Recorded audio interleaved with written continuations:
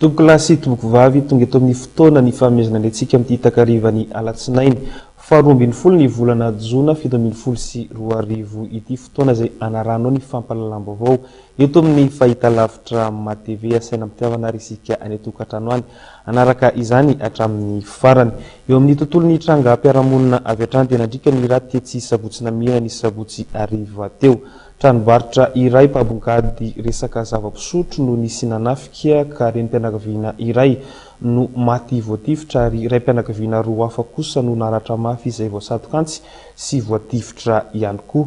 Vola mididina ny 520 tapitrisa ariary no fantatra fa lasan'ireo jiolahy nandritra ity fanafiana ity. Efa nalainy mpitandro filaminana kosa anaovana fanadihadiana ny bala iray izay latsaka teo amin'ny toerana nitrangan'ny fanafiana. Tena toerana indrindra ny namana Ajatiana Ratolo Janahary. Teto amin'ny trangan'ny Tatara, lehilahy ampolo no nanafika an'ity trano mpamongady mivarotra zava-pisotro ity ny sabotsy teo tokony ho tamin'ny 9 520 tapitrisa ariary no lasan'ireo jiolahy raha ny nambaran'ny lasibatry ny fanafiana. Ato amin'ity trano ity no monina ilay ireny mpianakaviana 30 taona no tifirin'ireo jiolahy. Mbola ireto tazana ireto ny diam-bala ary teto amin'ity toerana ity izy no lavon'ny bala. Raha ny fitantaran'ireo nanatry maso ny zavan-tranga dia nikasa navitra ny lehilahy avany iray izay efa voatifitra ireo mpandroba teto no sady niantso vonjeo ary dia norarafan'ireo jiolahy ny bala ihany koa teo amin'ny tendany. Niondrika ohatran'izao izy nandray anazy dia izany hoe mety ilay zokina ihany angamba naika ho tifiriny satria zoky lehilahy ray any amin'ny hopitaly dia mety izy ihany angamba saika ho tifiriny dia kanto ity no namonjy anazy nondrikotr'izao dia tonga dia izy mivoa. Izy indray no meva mpandray vola na kesiera tao amin'ny grossiste voatafika. Nierandozany vehivavy satria tafatsoka rehefa avy nivandona tamin'ireo jiolahy.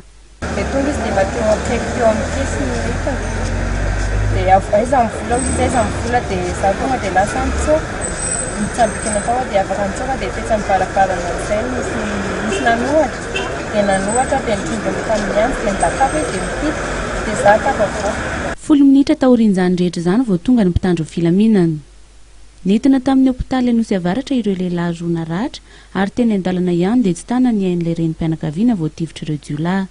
Taorian'ny fitsaboana vonjimaika dia nentina any amin'ny hopitaly Agiera ireo lehilahy roa ireo. Raha ny fanazavana trano dia nitatahan'ireo jiolahy ny lela sy ny vavan'ilay raim-pianakaviana tao amin'ny bara voatafika ary notifirina izy ireo ihany koa ny tongony.